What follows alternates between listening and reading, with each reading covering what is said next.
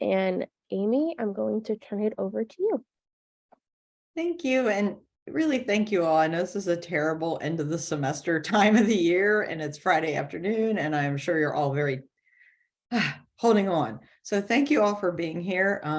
I'm actually finished a talk at Dartmouth and came to visit my mother who lives north of Boston. So hoping everything works like it would at home. So we're going to see. So what I've done for today is I have a bunch of slides, but I mean this to be fairly casual. So if at some point along the way you have a question, stick your hand up and, you know, if anyone sees that I've missed something, a hand up, please stop me. What I thought was most helpful, I was trying to think about like where to start with these kinds of things. Some of you are pretty far along. Some of you are kind of new to this process. Some of you are trying new things. So I was like, what kinds of things, where can we start with this? So I kind of tried to distill some big picture conceptual questions you can start with, because I think the danger with DH is we get so fixated on like the intricacies of how to do this, and it kind of freaks us out before we get started. So I want to sort of walk us through some big things to think about as you're moving forward that you would know based on your individual location, your individual support structures. Because these structural issues are really super important to how we think about DH. And I started in DH, really started with digital pedagogy in the late 90s and started working in the early 2000s.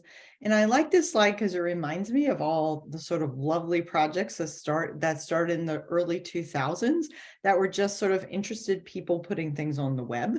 And as you can see, they're actually quite forward thinking for early 2000s. And I remember that because I think what we're doing, we can break the rules, we can sort of push forward with our projects and make space on the web, and we shouldn't be frightened about sort of the structures of DH getting in the way. And Miriam and I have talked a lot about this, like, you know, what we tend to think about as DH is what we think about as big DH, right? Like this is when you look at the corpora that has been built from BBIP, that's a big DH project, and we need those projects. But that doesn't mean we all need to do a big DH project. We can intercede in various ways. So don't forget to think small. And some of that is the sort of, you know, old school kind of background I come out of. You know, I came out of like punk music and indie music and this very activist, do-it-yourself kind of old school mechanism. And I bring that spirit to the kind of work I'm doing. You know, you can hack stuff, you can break stuff. Most of the people who are in DH of my generation never had a class, never were trained, never had a cohort. We just tried stuff to see if it would work. So don't forget that there's that kind of component to this. And what you all bring as scholars in your fields to these projects is a very crafted, knowledgeable, theoretical and field specialty knowledge that we need. And so don't forget that you have a lot of authority and you have a lot of knowledge, even if these tools seem somewhat new or you're trying different things. You've done DH for a while, but you want to try something new. One of the things I really like to think about, some of us have institutions and structures where and knowledge bases where like, I'm a Python programmer, like that's awesome, go do your stuff, right? But if you're a person who's like, well, I'm kind of not quite sure where I'm going, but I have this thing I want to do, don't forget the minimal computing framework, which is going to be how I structured today's talk. If you haven't read it, this Rissom and Gill article, or they have a special DHQ collection on minimal computing. And I think it's really helpful. And the big questions they say that sort of forms the theoretical model of minimal computing is not what a lot of times people think about. People are like, oh, Jekyll's minimal computing. No. Jekyll is not minimal computing. Minimal computing is this sort of theoretical way of thinking about how we display knowledge through these technological tools. And really, these 4 questions drive everything. So what I would suggest is you're moving forward in your project, make sure that you know how you individually want to answer these questions. And I'm going to give you some things to think about and walk you through each question. The first big one that I suggest that we start with is, what do we have? And this is really crucial because some of us are in institutions that are, you know, have well-funded DH. Some of us are like, I'm doing this on my own time, and it's a shoestring budget. It doesn't matter.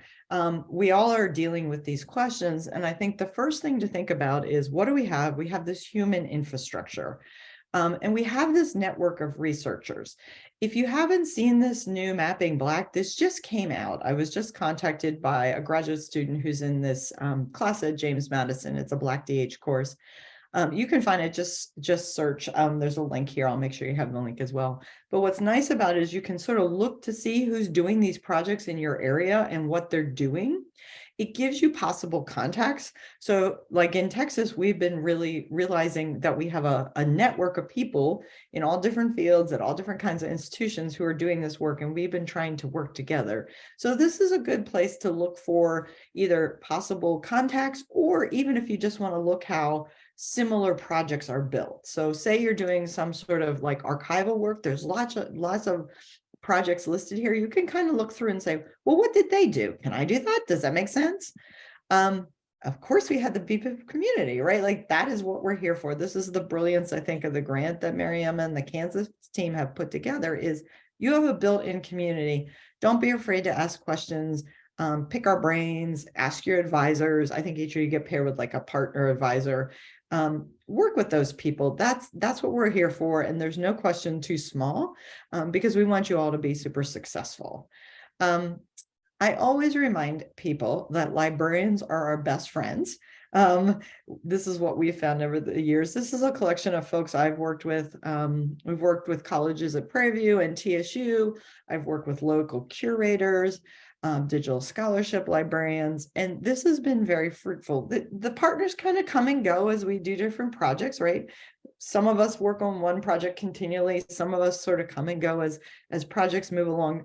But don't be afraid to reach out to, especially across disciplines or even your libraries, because archivists and librarians, they have super secret skills, and it's great to take advantage of those kind of connections. The other thing I always like to remind people of is that students are really great partners too. Over the years, a lot of the projects I've done that are DH projects have started in the classroom. And I really think about students as my partners. And I'll talk a little later about how to ethically give them credit for that kind of work. But I often build some sort of DHE project in a class, and it doesn't have to be a DH class. I rarely teach a DH class. It could be a 200 level American Lit survey. It could be a 300 level, themes of AFAM Lit course. And I sort of build these projects in because students really benefit from them. The student evaluations, when you do this sort of hands-on work, it's so important to them because they don't really know what we do, right? When you're an undergraduate, you're like, I don't know, they do something. I don't know what that something is, but they do something. And it gives them a chance to be researchers, and you guide them through the process. So they're partners, and it's a really productive mechanism. And I always document, even graduate students who might peripherally work on a project, even folks you pay. I think it's really good practice to document and give credit to people if they would like to be named. I always ask students if they would like to be named. And a few times I've had students who would like to stay invisible. I had one student who was a genocide survivor, and they said, no, please don't put my name anywhere. I don't want anyone to know where I'm at. Okay. So, make sure you're sort of having those conversations. So you're not exposing information that they don't want exposed. One of the things that I have found in digital humanities that's absolutely the most rewarding work that I do is working with the community. And again, I'll talk a little bit later about ethics of working with a community. But don't forget, you have communities out there that can really benefit from your skills and from your projects and from your interaction. Beyond BPIP, there's lots of DH training out there. Some is not cheap, some is cheap. CLA has often sponsored pre-conference training. MLA has done this. The DH conferences do this. There's also DHSI, if you're not familiar with it. DHSI is this workshop that's run at the University of Victoria, but also online now, where you can sign up for a particular module. So say you're doing game studies. They often will have week-long to 3-week-long workshops where they will specifically delve into those topics. And there's also sort of a real emphasis, especially in the in-person ones on campus, that you get this sort of interaction and community built. So there's a lot of things out there that you can kind of poke at and look for. Institutional support. This is totally dependent on your institution, and it's not a very simple question. When I was working with my friend, Dr. Tanisha Taylor at Prairie View, we found sort of these weird oddities. So Prairie View is a HBCU in our system. TAMU is a very large sort of what, they might call flagship, whatever that means. But what we found is for DH support, Prairie View was much better at supporting certain kinds of things she was doing. And so when we balanced where the work was happening and partnership was happening, we were careful to look at our institutions and see what was the best way to move forward. Because a lot of times, people think about DH projects as funded by these huge institutional structures or huge national grants, which we're super fortunate that HBW has had a long grant tradition. HBW and Mary Emma have been excellent in getting grants over the years, and that's really supported a lot of this grassroots work. But you don't have to do that. A lot of us, like myself, I've cabled together small monies. I might apply for something that gives me an undergraduate researcher for a semester, and then there might be a tiny pot of money for a semester of a grad student. And you sort of build these things. So be creative, look for small monies to cable together. Just a note, if you do go for the national grants, one thing that I think is a big misconception in fields like the humanities, where we don't often have a granting culture, talk to program officers. They're happy to read things, to talk to you ahead of time. Apply early and often. I think people apply to a big grant and get rejected and they feel horrible and they never try it again. You have to try and try and try. So for example, I had an NEH Mellon Fellowship for a year during 2021. It took me 4 times to get that. And I kept collecting information, revising, talking to the program. You have to be persistent. But if you're persistent and listen to their advice, you have a much, much better chance of getting it. So don't give up. That's the other thing. It really is the trick. Think about seed funding, think about regional funding. Like one of the really great small regional fundings I've found here in Texas were like the University of North Texas had a $2,000 fellowship to do some of the research that I was doing with my Milliken Massacre project. $2,000 can go a long way, right? So be creative, look around, put these small pieces together, think about building as your project grows. All right, so what do we need? This is really a question that's important to think about early on. It will probably change through the lifespan of your project, but I think the real danger with DH projects is you're like, I need everything. I need these big bespoke tools. I need the fancy, like you feel pressure as a researcher to automatically develop this amazing thing.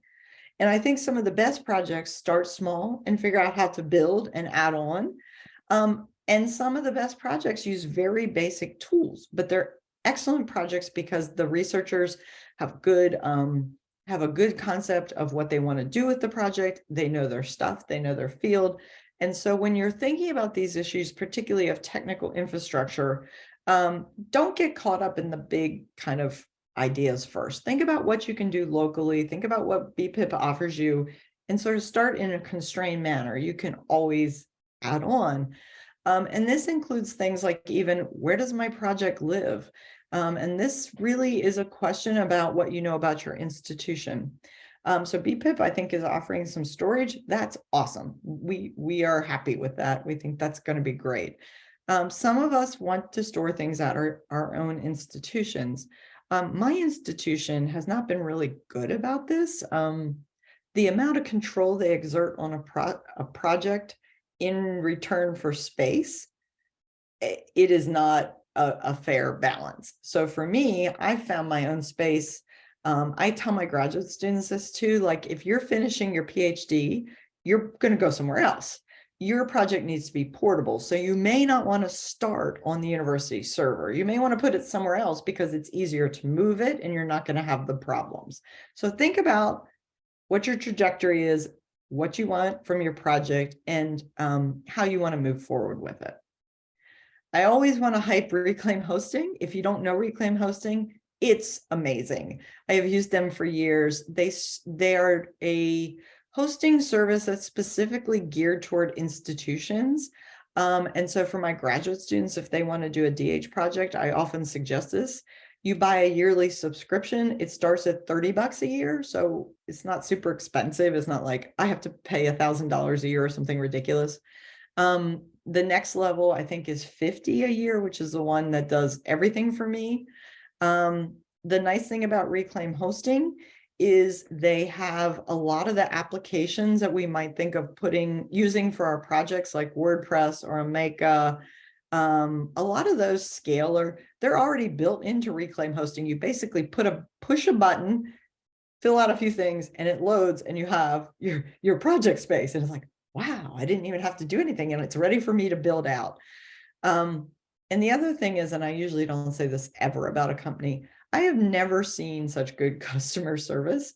I had a student who was working on a master's level project on Hurston, and something went wrong in her Omeka site. Like, it kind of crashed the whole thing. So she emailed the group, oh my God, something happened. Can you help me?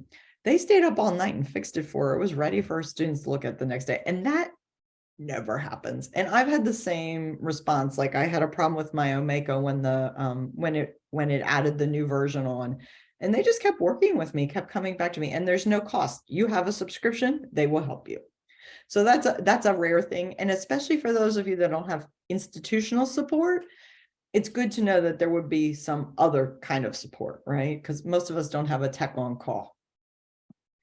I always say, there's sort of this idea for a long time in DH that we're going to build these pretty bespoke tools that are going to do exactly what we want.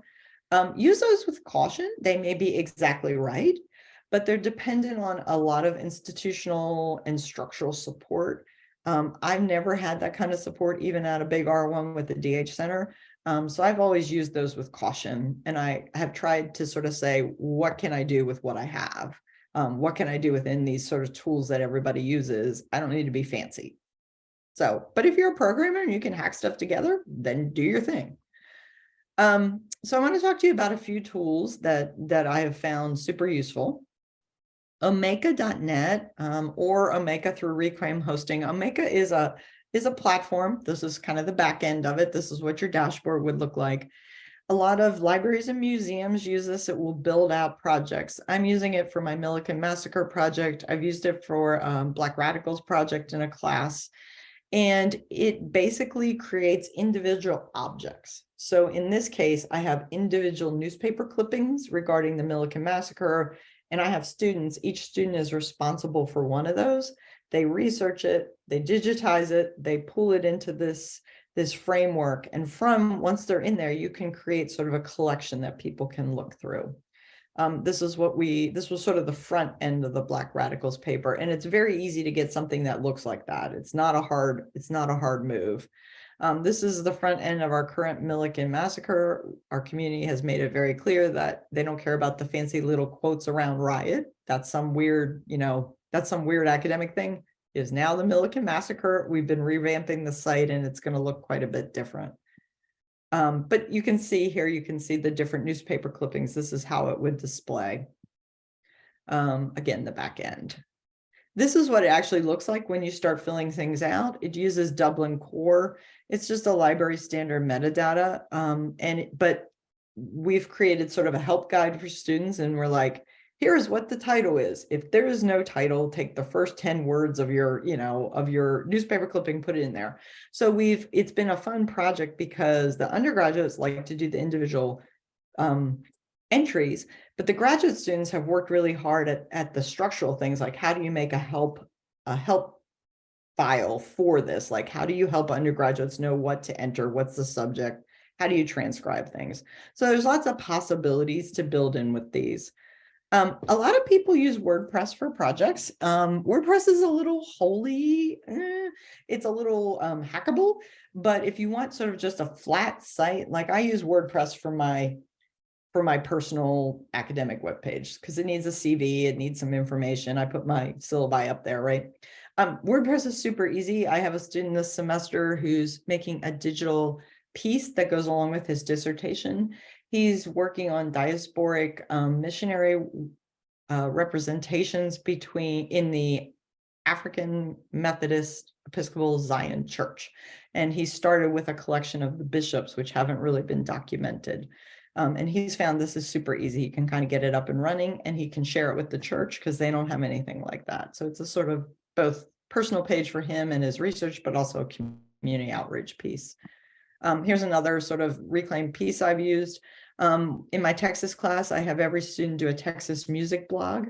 So they pull in images, video, music clips, and write about one particular song that represents music. Always a fun project, because there's always one student who's like, my song has bad words in it.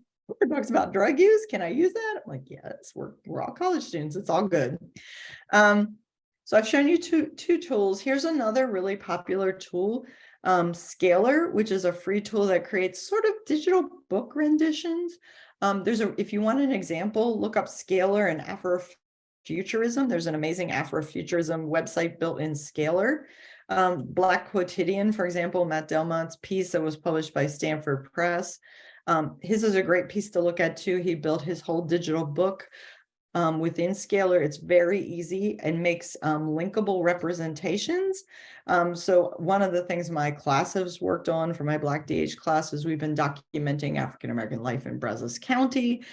Students quickly picked this up. They could create sort of, graphs, and they could create text, and they could add historical newspapers. Super easy. And what's nice is, depending on the word choices and you sort of use keywords, it will automatically create this visualization. So if you're someone who's like, I want a fancy visualization, I don't know how to do that, Scalar creates this just by keywording, and you would have a nice fancy visualization. So if that's of interest, you can look at some of the Scalar pieces. A lot of us use databases, sometimes just to organize information. So my student, for example, who's working on the missionary church, he created a database just to compile information about his bishops that he thinks he's going to need. I've used very simple Google Sheets to start with some of these projects with various tabs. So there's a lot of free resources out there that you can start with. So I'm running through these quickly, but I'm hoping you'll be able to have access to these slides. So if you miss something, don't worry. For those of you, I think a few of you are doing more text-based work, editions or archives. For a long time now, I think for scholarly editions, TEI XML, which is a metadata language that we've created, has been the gold standard. So if you look at the Whitman archive, this is what they use. If you look at the presidential papers, they're all encoded this way. I always tell people, and I was chair of the MLA scholarly editing group, I always say, look, if you're not a scholarly editor, you don't need to learn this. But if you feel inspired to, or if you're doing sort of a real high-end scholarly edition, like we're working on a experimental gene tumor cane edition, then maybe you need this. But for a long time, we've used this tool called Oxygen, which is hard. There's a brand new tool out by Performance Software called FairCopy. It basically works like Word, where you highlight things and mark them. So if you're a TAI person who wants to do this, check out FairCopy. It's much, much easier. I've had undergraduates help with the work of marking up TEI with gene tumor cane, and they pick it up super fast. So it's there if you need it. What you gain from sort of regularizing text is the ability to use free tools to create things. So I'm on an NSF grant right now where we're creating this edition crafter, and what it will allow everyone to do is take a TEI text and images and create this sort of very beautiful website where you can scroll in and look at the manuscript, and you can have all these different transcriptions with annotations, and it'll be a plug and play thing. And that's something we've asked for years. So just be aware, if you're heading in that direction, there are free tools that one can utilize. Some of you talked about, sort of data modeling. Voyant is a super fast and easy tool to do so. As you can see, you basically copy some text or upload some text, stick it in that box, and you get all these fancy automatically developed visualizations. This is one that my friend Ripika Rism showed me, and I think it works brilliantly. When she teaches Douglas's What for the Slave is the 4th of July, she has students do the normal close reading in the class, but then she dumps it in here, and they start looking at these different ways to think about the text. And it often develops really good conversations. Like, for whatever reasons, her students and my students both, when we've done this, sort of miss the whole religious aspect. And they're like, oh, there's all those religious words. I guess we should think about Christianity and what he's saying. And it sort of reshifts the ways that we think about text. So if you feel like you need some add-on, this Voyant can be embedded in web pages. So whatever you're developing text-based wise can be represented for your viewers. And that's pretty handy. Okay. Just a few more tools. I know we have at least 1 or 2 code studies people. If you're a code studies person and you're interested in representing that work, Jupyter Notebooks, which is a free open source tool, has become quite popular. What it basically does, and if you're not a code studies person, just ignore this. But if you're a code studies person and you want to show why you've made certain decisions or what it represents, you can put the code with text around it and actually run the code within this platform. So people have found this pretty popular, pretty helpful if they're doing sort of code studies. And I think it would be really interesting in terms of Black studies work. Like, I've always wondered, I've read a lot of stuff when people are talking about the terms slave and master, which get applied as sort of naturalized terms in functionality in computer science. And I would love someone who does code studies to kind of break that down, to look at the sort of biases contained in the code. This is something I'm working on with my current book on databases and identity. And we're using a similar platform because we want people to say, oh yeah, that's a really interesting choice in coding. 2 other visualization things to think about. I don't know how many of you have visualization projects, but if you do, say you're working from a spreadsheet and you're collecting a bunch of information and you want to do something with it, like you want to see it visualized. Tableau is free to academics. It's quite expensive if you're not academic, but it's free and it's pretty easy to use. Observable plot is another piece of Jupyter Notebooks and also useful. So I'm just throwing these at you. If this doesn't look at all of interest to your project, ignore it. But I know we have a pretty broad set of projects. I've looked again at your projects. So for example, if you're someone who has a database and want to visualize it, this is one I'm working on right now. This is a visualized database of American literature anthologies, and I've encoded 100 years of American literature anthologies, and I want to trace gender and race of authors to see how American literature anthologies are dealing with this. And what's really fascinating, and you can sort of see it, one thing I've noticed is the pink is African-American authors. African-American authors have held the steadiest in terms of inclusion in AmLit anthologies, but the blue is white authors, where actually you can see some of the newer anthologies. The Norton, which is the lion's share of American lit anthologies, is actually regressing and it's becoming more white. And I think, when you see that, it raises some questions that we wouldn't necessarily see unless we visualized. All right, mapping people. A couple of suggestions. We have some mapping timeline people, story maps, free, easy to use. I use it with my class. And I'm just going to sort of blow through these just as possibilities. So if you are not a mapping person, ignore. Timeline.js makes lovely timelines. If you're like, no, my project really needs a timeline, you can build them in some of these tools. Tiki-Taki is another one that can be used. And again, when I think about what a digital humanities project looks like from the start, you start with the things that you need, right? Like, what do I need first? If you're like, eventually I want to map, put that map aside, hold on to it and come back to it later and start with what you need. Which leads us to the really big question each of you is going to have to ask yourself, which is, what must we prioritize? We have limited time. We're all busy people. We have a limited year of fellowship and support. What do I want out of this? And I think the real danger with digital humanities is to think you can make this big behemoth thing in a year. I think it works better to sort of break things down and work in smaller ways. But I really want us to think about what we talk about as the ethics of care in digital humanities. And I think a lot of us, most of us here are coming from Black studies backgrounds. And I think that sort of political kind of component is built into a lot of the ways that we work anyway. But I just want to emphasize this ethics of care. It's something that I've really been thinking about in my community-based work with the Milliken Massacre. We've been documenting the Milliken Massacre, which happened 13 miles from campus in 1868. We think it was the largest massacre in Texas in the Reconstruction period. It was known worldwide. It entered politics quite broadly, but no one knows about it. It's effectively been whitewashed and erased. And so we've been working with the community group to figure out what they want and how they want to commemorate this and to bring awareness to the massacre. So we're working with groups like the Camptown, Texas 10 Counties Historical Explorers. They picked that name, big long name. And they've been doing work both with Buffalo soldier work and also in cleaning up Black cemeteries and documenting folks who are buried in those Black cemeteries. And so we've been working some with them. And these community partnerships are really crucial, I think, and have taught me the most. And it really is about an ethics of care.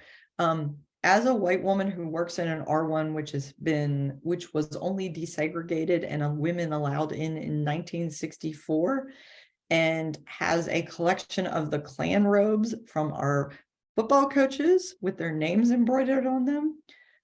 There's absolutely no reason for the Black community in the area to trust the university or to trust me.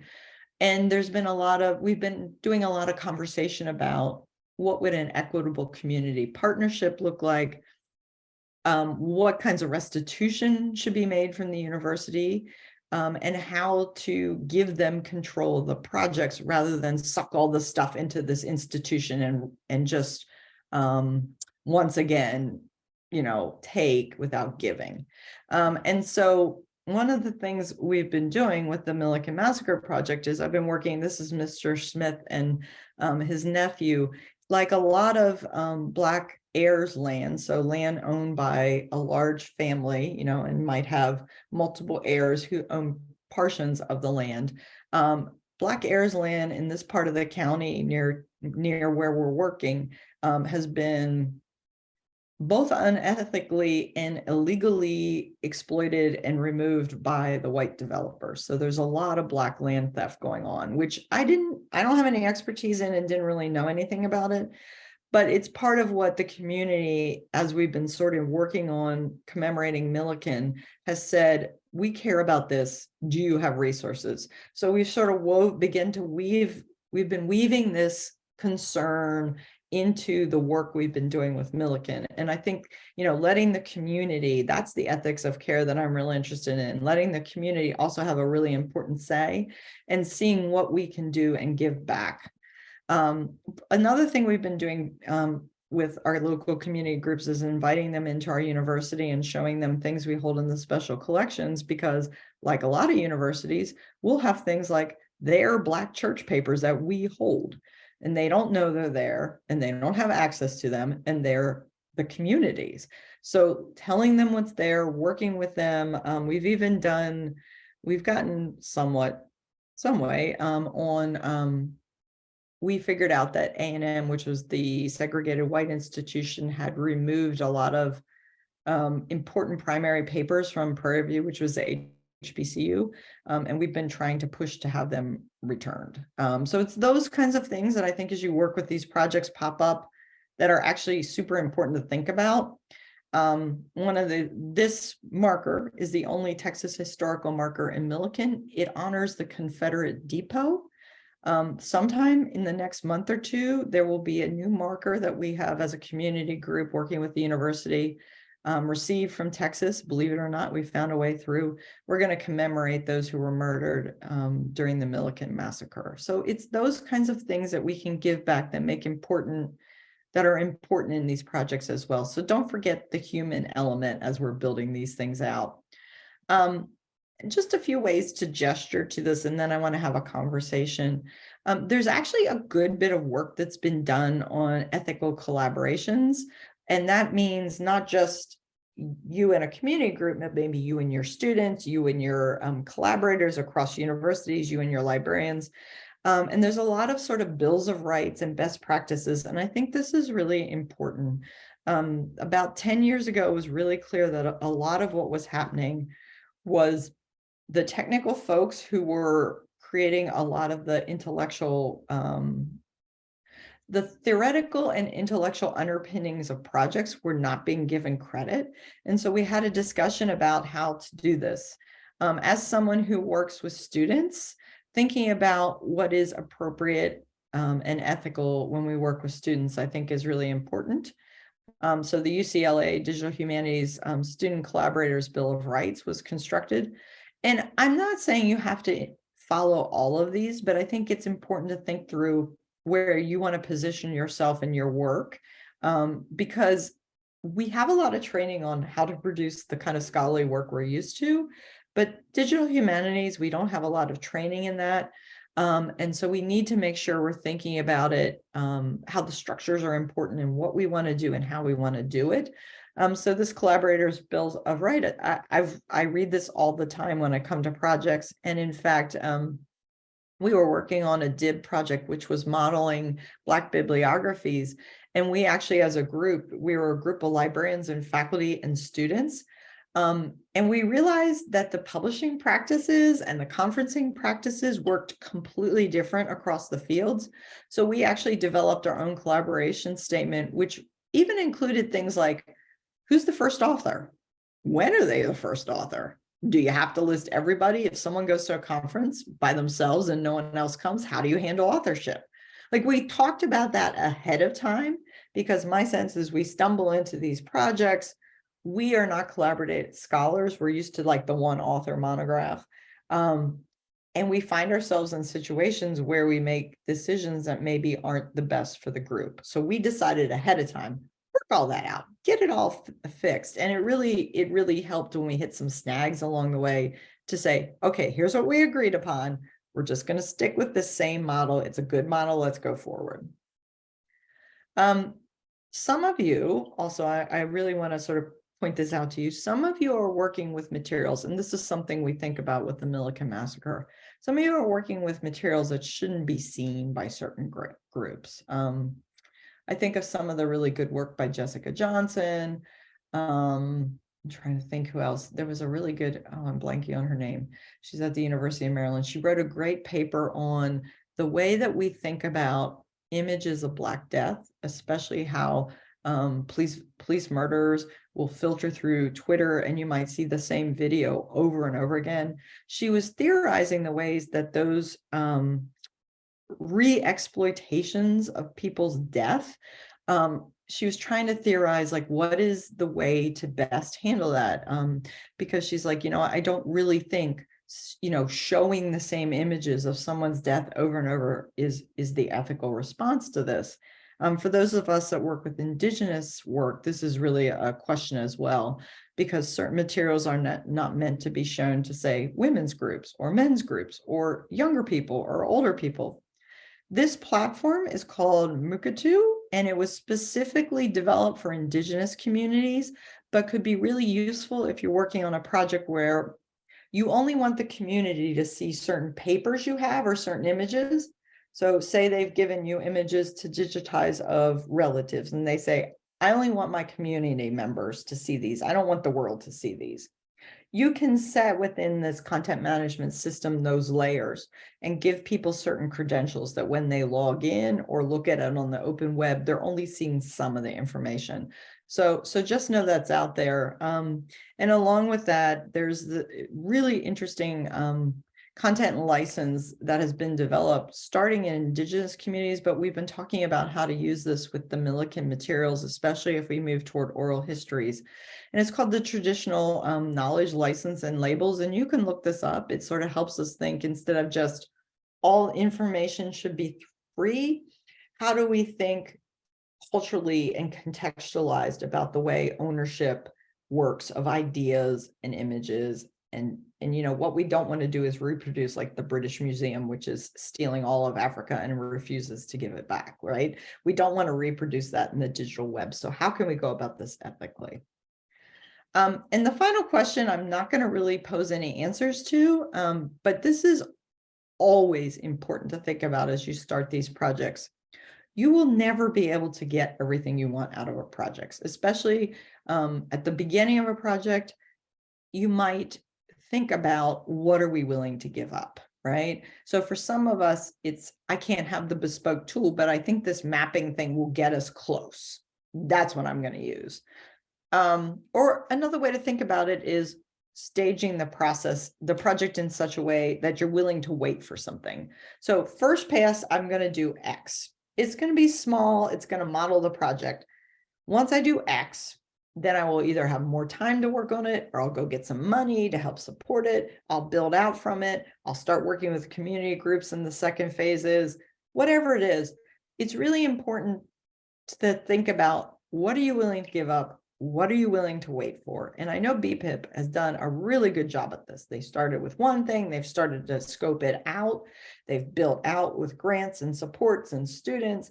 And so BBIP has had this sort of long game. And of course, they're a huge project, a long multi-year project, but it's the same for all of us. Like, where do you start? What are you willing to give up? And that's something that you individually can only answer. So those are the 4 questions that the framework for minimal computing asks us to think about. And I think that was about the amount of time I wanted to take. I want to have time for questions or conversations, but I will make sure these slides are shared. So if you missed something, that's okay. I can also provide a list of links if that's helpful. And I wanted to open up a conversation. And again, no question is too small, because we're all at different levels. So I'm happy to answer any questions we have. I guess I can jump in. Thank you so much for this. This has been really helpful, because this is new for me. I have a question about, I really liked, I think it was Omeka, that platform, but then you mentioned Scalar and how Scalar does that auto visualization through keywording, which sounded amazing to me, because I wouldn't know how to do a visualization. Is there a way to use like Scalar and Omeka, like to get the visualizations through Scalar, or like combine some of these platforms? I don't know. There might be a way. I would suggest for first pass, you sort of just pick one. Omeka is really good if you have a project that has lots of little pieces that you're trying to preserve. So like when we've used Omeka, it'll be, we want to contain each student's piece and just give them the whole run of that piece. Whereas Scalar actually is really designed to look like a book in many ways. So you can have chapters, you can have linking sections. One person to look at who's used Scalar quite nicely with his students is a guy at Lehigh called Amardeep Singh. And he's did this really interesting sort of African-American women writers of the Harlem Renaissance. And he's added a bunch of folks that wouldn't normally show up and say, like, you know, an anthology, but he had his students do it. So they each had a chapter. But my work tends to be with the Millikan, I'm just giving them like a small piece, but it does visualize, and you can see he has some other visualizations it'll do. It does timelines as well. So if you're like, I need a timeline, I need visualizations. And Scalar is something that was built out of Tara McPherson's lab at UCLA. It's been around for 10 years. It's a little bumpy sometimes, but it's a project that seems to be lasting, which is a question for all of us. So helpful in that way. Thank you. That help? I will jump in. Can you hear me? I wanted to add a little bit to that too, that discussion of the sort of sequencing that you went through, Amy, and thank you so very much. This was very, very, very interesting for me and very useful, very helpful. So no matter how far along I get, to be able to clarify these different things is really, really valuable. So thank you. Some of you know that we have the digital publishing cohort and we have the intro cohort. You are in the intro cohort. We do 4 platforms in the digital publishing cohort. The ones that we've chosen, and you've included all of them here, Amy, but the ones that we've chosen in a sort of increasing order of complexity, WordPress, OJS, that is the journal platform, Omeka, and Scalar. That is an increasing level of complexity and capacity to do a range of things. So I would ordinarily say, when you finish the intro, you go into digital publishing. However, we're in our last cohorts right now, but that is not to say we won't ask for more money so that we can continue giving people the opportunity to continue to advance. Amy is absolutely correct. It depends on what you want to do. So I liked something that she said in the beginning, you start small. So rather than trying to combine all of these things together, you might want to see how they work in and of themselves before you go to the next step. I mean, I'm a big picture person, which is both a blessing and a curse. I can see Malia shaking her head and all other people who know me really well. So I like the idea of really thinking about small steps. How do you get where you need to be and not sort of jumping the cliff so quickly because you might miss possibilities that were available to you where you were. Because what I have found in my own work is that I kind of proceed sometimes too fast and I have to go back and play catch up. And sometimes when I go back, the world has changed. So what I had done at that stage, coming back to it, I might have to redo a lot of stuff all over again. And that is a pain in the royal butt. So sometimes finding out what you can maximize where you are is really helpful so that you can move forward sort of consistently and with clarity and recognize what you had to give up in this moment and what you can do as you go forward. And that last point, when Amy says, what are you willing to give up? What I've discovered, because we've been doing this a long time, as you know, I mean, HBW even longer, is that sometimes you give things up for the right reason. And you come back to it when the time comes, when the time is right. So you are giving up, but it might be that it gets reshaped, rethought further down the line. And that has been extremely helpful for me. It's like, oh my God, I'm so glad I didn't do this before, because now it's much clearer in terms of how we can proceed, what we can do, and the technology has advanced to help us do it. So the giving up is definitely something to keep in mind, because the giving up can be temporary, but it can just wait its turn. So you're thinking about that, but breaking the project up, seeing a project in its various parts and pieces becomes really important. Laying it out, outlining what it is you want to do and when and how much time. And as Amy said, it always takes more time than you think. Always, sadly. I mean, Yeah. it can take 40 years like HBW, but it takes more time. Yeah, thank you. I think HBW and BBIP is a really good model to think about, that the projects have built on each other and over such a long period of time with such a large community behind it. And some of us will end up doing projects like that. And some of us will do a small project that we try and we're like, okay, that was useful. It gave us certain results or allowed us to do certain things. And we're ready to try something different. So don't be afraid to sort of give it a try, see what happens, and move forward. And I wanted to make sure, I see 3 questions in the chat and I wanted to respond to them, and I'll just read them. Marlis asks, so my project concerns critically engaging gentrified communities. wanting to make sure I implement ethics of care. How might I go about community partnerships if the community has been erased, or who could I possibly speak with of a gentrified community? Yes, those are exactly the questions that I think are important to think about as you start these projects. And I have found that sometimes when you think the communities are gone, that they're sort of dispersed, and you might find them in interesting and different ways. Just by making a web presence which talks about your project, you will be surprised how many people find it and contact you. So with the Millikan materials, I get about an email once a week of someone who says, I know that my great-great-grandfather was in Millikan. This is what I know about them. Can you help me?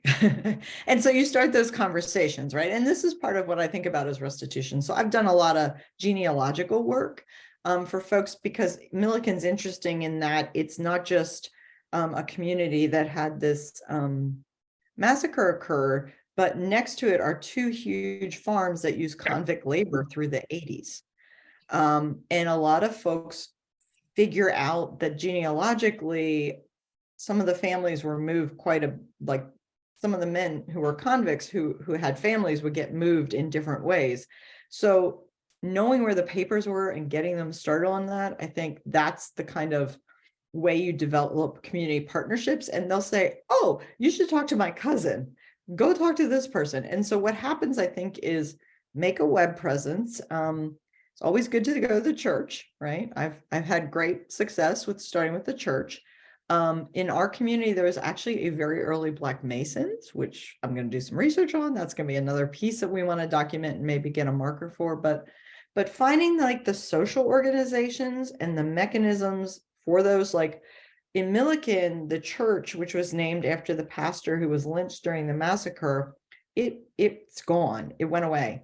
And I was able to figure out how that church had merged and the community had moved to the town where the university is.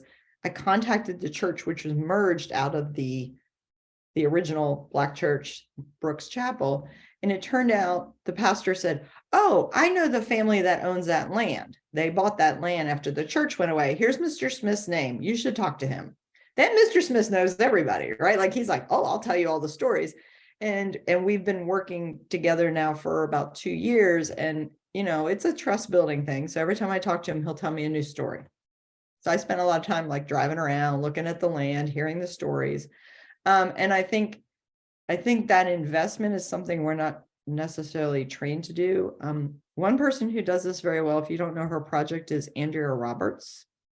She's worked on Black Freedmen's towns, and she's developed an amazing network of folks. She was at Texas A&M. She's now at UVA. That project's fascinating. So if you have community partnerships, you might look at hers and the programs they've set up. She's even provided like legal resources for folks, which is important when we're doing, you know, heirs land property, because it's the theft of Black land is happening across the country. Sadly, every week I seem to have a new story on this. So yeah, it sounds like a great project. I can't wait to see what happens. And yeah, if we can brainstorm further. Other questions, or should I answer some other chat questions? Well, I can give an example of how that translate too, and I can give it to you in two phases. So the pre-digital phases for HBW and then the post. So we were just doing collection development and recovering texts when we first started. That is, we wanted to build what we then called a computerized bibliography. We didn't even use the word database because it didn't exist. This is in the 80s before most of you were born. So we were using this idea of what if we could find those texts. So we would put ads in local newspapers because we didn't know about websites. This is before that. And so people started bringing us things, literally driving from wherever they were to Mississippi, which is where we started, and bringing it like, is this important? And people brought us physical copies of books that they didn't know what to do with. And my favorite story, some of you have heard already, is the forest, what I call him, Smokey the Bear, who worked with the National Park Service, brought me corn along with some books because he thought he was going to have to pay me to take the books that he found. So I got a lot of corn, which everybody in the community shared because it was a truckload full of corn.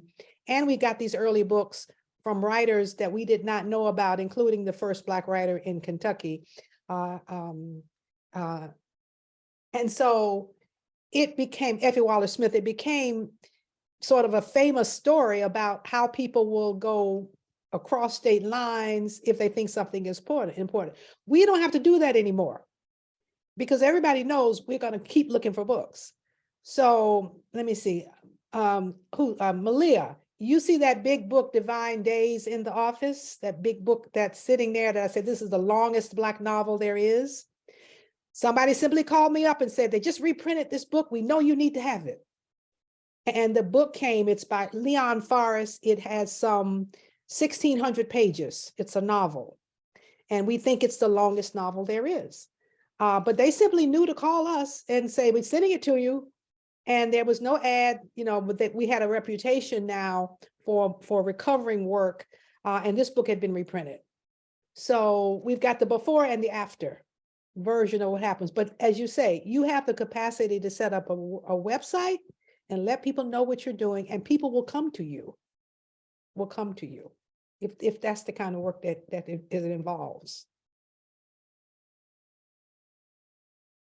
Absolutely. Some other questions I'm seeing. DJ says, so would you suggest we start with learning something like WordPress, or if we're really interested in mapping, will we start there? If you're gonna get a website up, WordPress might be the way to do it. Here's the project I'm working on, description, contact, that kind of thing. I've done this long enough now that I'm really resistant to I give you a list of tools and you have to go learn them, and that's how you're a DHer. I think what you do is you always let the research question drive what tool you use, right? So if you're a person who's like, maps are what I'm doing, go to the maps, get started with that, right? What sometimes happens with maps too is, people hear the gold standard is GIS. That's what geographers use. That's great if you have training. It's not an easy thing to use, but if you have training and you're committed to it, do that. But if you're like, I would like to just get a simple map up to represent this thing that I'm thinking about, and then later I'll do something more complicated, use something like Story Maps or some of the other Tableau. There's that nice model now, BlackDH and Tableau, that you can sort of look to see how they've built it. I'm a big fan of find a project that looks kind of like what you want to do and see what they did and just do it, right? Because the most important thing you are offering is not, I can use a fancy tool. It's your content and your knowledge and your scholarship. That's why you're here. We love what you're doing, right? And that's what you can bring to people through these projects. So I think about what your research question is and what your needs are. And don't set impossible tasks like I must learn all of TEI before I can pretend to be a DHer, right? That model was really popular about 10 years ago. And I think that model is going away because what it did, at least in my mind, and Mariana, Emma, and I have talked about this, DH is white, right? And DH is super, super exclusionary. And I think it's because Martha Nell Smith, if you're interested in this question, Martha Nell Smith wrote this amazing article called The Human Touch. And in it, she says, look, when the 80s were discussing about diversifying the canon and women and queerness and people of color, and we were all sort of adding this in, there was a group of scholars that was like, ooh, I don't want to do that. That's messy. And I don't know what that is. They went over and made DH. So there's this sort of tension. Those are the folks that'll be super, super interested in certain tool-based methods. And I think for a lot of us who do Black studies work, it's a real contrast to the kinds of community-driven or political or activist stuff we want to do. So don't feel like you have to go in that direction. Start with your research question, find your tool, find the thing that'll do the first pass, and then you can build out. Some of you just jump in and talk about wherever you are with your project and ask, pertinent questions. I mean, it doesn't have to be perfectly Well, I shaped. wanted to point out Abasola's question. Did we get to Oh, Abasola's? no, we didn't. Great. Abasola. Oh, so that question is really great. Abasola asks, which of this would you suggest for a project on African women's writing to show pictures, details, and make women who are not so popular very visible? Scalar? I think, and I'm trying to remember because a student of mine worked with this. One of my students found a really great, and I think it was a Scalar-based project on advertising in Black women's hair. And I believe it was built in Scalar. You might look for that project, or I can poke around and try to find it for you. I know she used it as part of one of her class presentations. But I think when you're working, the nice thing about Scalar, the other thing is anyone that's working with like contemporary music or film, Scalar actually allows you to grab stuff from YouTube and put it right into the page. So you don't have to like host it on your website. So if you're like, oh, there's this, like I was showing a clip from Raisin in the Sun the other day, and I could see like if I want to write something on Lorraine Hansberry and I want to pull in a little clip, I just embed that into Scalar. Now, if they move the YouTuber, they take it down, you get a blank spot, but it's a good first pass, right?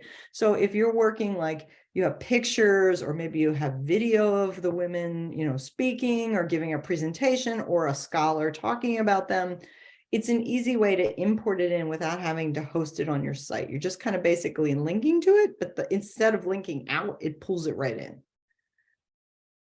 So take a look at what some of the people have done. You might look for just also like Scalar and film, Scalar and advertising, because you can see how they use pictures and those kinds of details. It works great for music if you have music video or live performance, plays, those kinds of things. Mhm. Does that help? Yeah, we will have It helps. some Scalar examples on historyofblackwriting.org, which is our new site that we are forced. I'm sounding like I'm resistant, but I'm really happy that we are forced to create, because KU decided to change systems, and the website that is operating through KU is only for basic information. So all the content that we have been accustomed to uploading has to go someplace else. So it gave us this great opportunity to reclaim our identity separate and distinct from KU.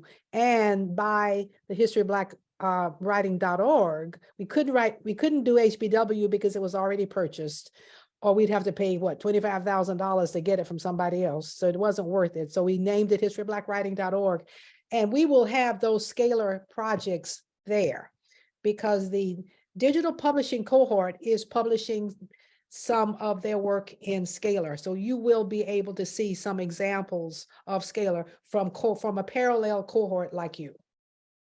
I don't want to describe them now, but we are, we're not there yet. We obviously have the whole site, and we have the people working together, and people have not finished the work, but you will see things there, and we'll keep you posted. So you have external opportunities to look at other external material, but also your parallel cohort in BPIP, and maybe great opportunities to talk about the struggles, the joys, and everything else, the problems that occurred when you were building it. So you have a built-in community, so to speak, to ask questions of, which is great. And also with Scalar, and we'll go to Austin next. I see your hand.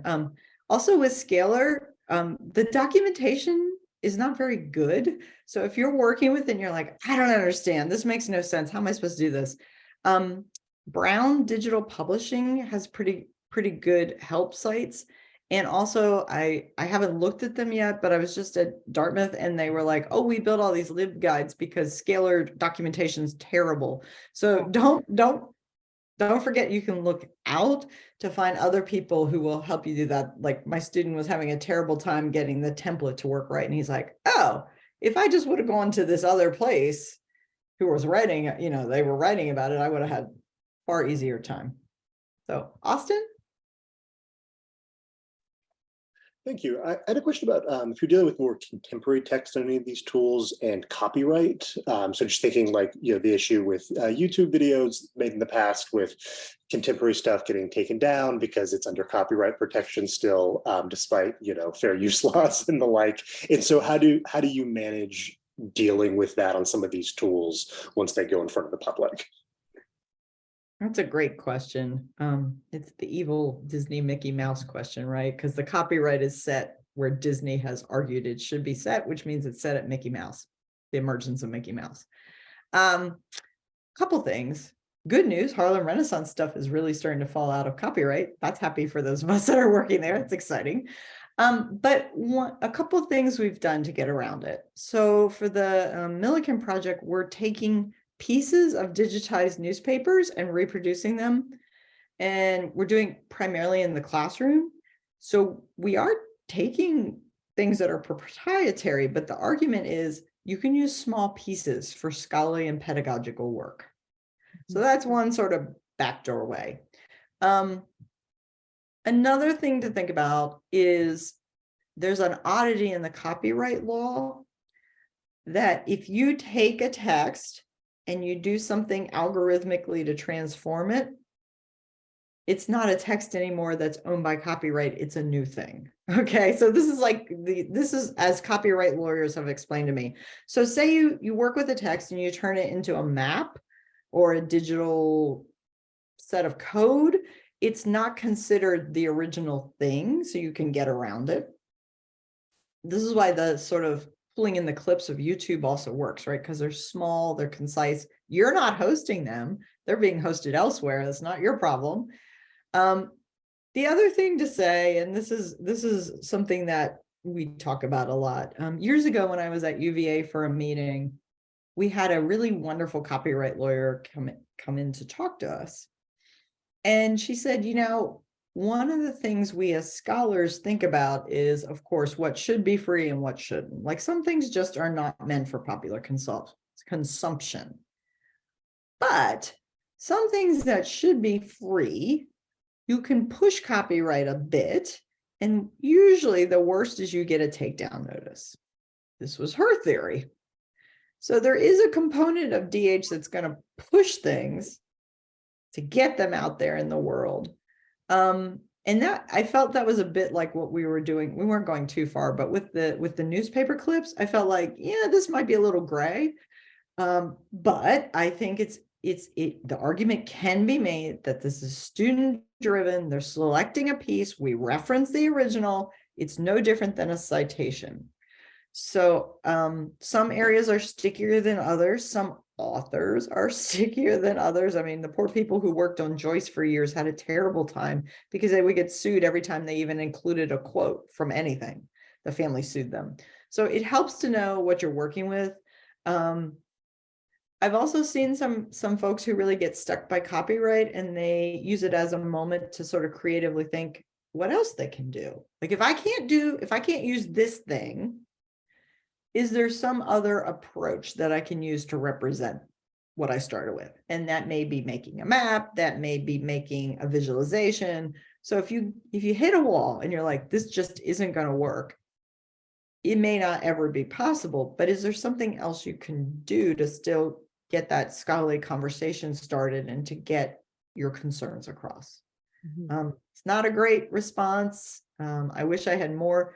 If you have copyright lawyers, we've never been able to hire one at A&M that stays. If you have a copyright lawyer at your institution, it's a good idea to meet with them. Just be aware, at least at our institution, they tend to be very, very conservative. And sometimes will block things that really should be open. We're having this problem now with one of my grad students who's in the digital publishing class. The librarians are interpreting things very, very tightly. And so we're going to have a conversation with them to kind of see if we can get some more wiggle room there. So hard questions, good question you're asking, but it's a hard thing that there's not an easy solution to. Yeah. So we had a little reprieve on that because luckily for us, our former head of libraries was a copyright lawyer. He had come from, and he was not one of the conservative ones. And so we had him write the language for all of the grant proposals that framed things in terms of non-consumptive research. So as long as we were in that arena, we were okay. Now, granted, a lot of what we have in our HBW corpus were texts that nobody knew about because we recovered a lot of those works. And so we would always say that we would look for, family members. We would do everything possible to identify the ownership. And if none of that was possible or available to us, then we felt that we had done our duty to make sure that we were protecting it. But it did come under this non-consumptive research category. That is becoming increasingly complex because, as you say, you want to take something from YouTube, you want to make it accessible, and there clearly is a copyright issue. So as we get more complicated, I'm sure we're going to have more solutions for how to deal with it. But half of what we do is protected by that non-consumptive research clause, and the other half is not. So we straddle a fence between the two. But that is an issue that comes up repeatedly, which is why we've been more interested in maintaining the recovery, doing much more with the recovery work, because that is where we can lean in the direction of, we've done everything to identify who the owner is. Nobody has surfaced, therefore we have the ability to. So it does determine directions that we take often. The more contemporary we become, the more material that's available, the more problematic any kind of reproduction or brief representation is, the more complicated. There is a session on copyright in the digital publishing cohort. And so if you go to our website, the BBIP website, you should see it. And it may not answer all your questions. In fact, I'm sure it won't, but it will give you some basic, facts, because we had the copyright person from the University of Illinois do that, and they've done it a couple of times, and we've recorded it. So take a look there and see if it answers some of your questions. It's on the BPIP website. Yeah. And don't be afraid to ask. You never know. So I've had I've had positive and negative experiences with this. We have a fairly decent sized average cleaver paper collection, and I wanted to work with a letter with my class, and his wife, who's still living and maintains control, was like, no, absolutely not. I'm doing something with them. No. Okay. So the next thing we did was we had a typescript of an Alex Haley text. We think it was the first thing that he published after Malcolm X was assassinated, and it was published in this men's magazine nobody knew about. Nobody ever, Manning Marble didn't know about it. So we're like, oh, we should work with this. We got to figure out who owns Alex Haley's intellectual property rights. And it turned out, we did a bunch of research. It turned out that when Haley died, he was in bankruptcy, and some motivational speaker from Florida bought his entire intellectual property rights for $10,000. Okay, that's weird enough. So I found this person. I wrote him a letter and said, I want to work with my students. I want to publish this. Please tell me if you'd be willing for us to work with this, or if there's a price. And he wrote back and he said, you can do it for free. So you never know until you ask. And that's why also when you think about collaborators as students, that also gives you wiggle room. I think that's one of the nice things about the model of BPIP is that it includes everyone, including undergraduate students. And I think those models are productive in many ways. Dr. Earhart, I was taking a look at the Black Quotidian website that you shouted out a bit earlier. And I think it's pretty cool considering some of the archival work that they're showcasing with the African-American newspapers across the nation. I was wondering, I see Scalar is used as a part of this. I was wondering, are there any other tools that do kind of this archival and mapping work that Black Quotidian is doing? And then more importantly, is there any space for visual art being represented as a part of, I guess, these digital humanities projects that might come out of the BBIP process? Yeah, and I think like the Black Quotidian was actually part of Stanford University, had this sort of publishing arm for a while that they did. It's since ended, but it was funded by Mellon for a bit. But there actually are, and this is a good thing to think about for those of you that are maybe thinking, I have this collection of materials, and instead of doing a print books, I really think I really need to do some sort of digital representation because I have a lot of visual art or, the like.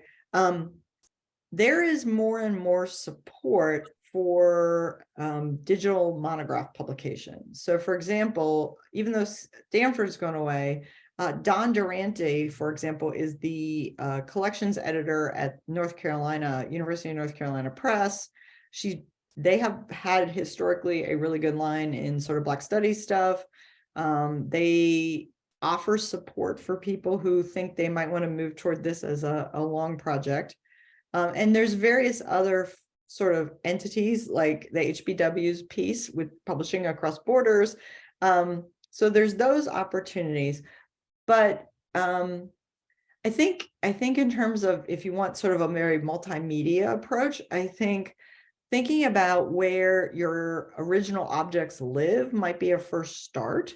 So one of the things we've talked about is like if we have original objects, maybe we should put them in like an institutional repository or someplace that's very permanent. So even if this project with all the moving bells and whistles goes away, which they do because tools don't get updated, our original documents live. So when we were working on the DIB project, which really we did a model, it's not going to ever be pushed out. It's too hard to maintain. The one thing we did was Abdul Kalimat, Mariema, a couple other folks put together what I would say is sort of a newsletter, the Afro Scholar newsletter, which was really a Black bibliography and community building tool. And that was part of our test set, but we digitized those and put them in the IR because even though Abdullah Kalimat had digitized some of them, he didn't have a full run. So these things were like in danger of being lost. So sort of thinking about it as a multi-stage process, like what is the base object, the base items? If I want to do multimedia work, maybe I start with mapping, maybe I start with visualization, like how sequentially can you build your project out? And again, this is what's the most important thing right now? If the most important thing right now is to show like visual art, then maybe something like Scalar will be exactly right. But if the most important thing is a map, then yeah, you could do Scalar, but maybe some of these like Tableau might be a much better place to start that work. So it's sort of, where do I start? What do I give up again? Thank you. Yeah, I think you all find one of the things that happens is some people do a project for a year and they're done. But some of us start a project and it grows and it grows and it gets bigger and it gets sidetracked. Like one of the things we're talking about now with the Millikan project is we've started a coalition of folks in Texas who are doing similar sort of, how do you document incidents of violence, race violence against Black communities in all permutations? And how do you help communities start to do that work and interface with academics in ethical ways? So how do we start developing those tools? You don't know where you'll go. I mean, I never thought, I think this project's my project for the rest of my career. It was just a pedagogy project that seemed interesting. And Mariema has certainly spent, 40 years developing and building this super important project. So I think the main thing is, where do you start? Start small, and you may be surprised where you end up. I hope everybody walks away thinking, okay, I can do this. This is conceptual stuff. I'm an academic. I can conceptualize my project. That's the hardest part. The building, the digitization, there's a lot of support through BBIP. There's a community here. We can help you get going on it. But the hardest thing is that conceptualization. And that's something only you can do. You know what you want to do with these projects. And they're all great projects. Psyche's Eating While Black Food Shaming and Race in America was nominated in the Food Issues and Advocacy category for the James Beard Foundation. That's wonderful. Yay! I love the food work, food ways work. Wonderful. I'm going to go pull that and read it now. Okay, well, if we don't have any more questions, I think we've reached the end of our time. Again, thank you so much for coming. I am looking for the specific link for the webinar. That's the copyright video. And once I find that, I will email it to you along with this video recording and reminders. So thank you so much. Have a good rest of your day and a good weekend. I will see you all later.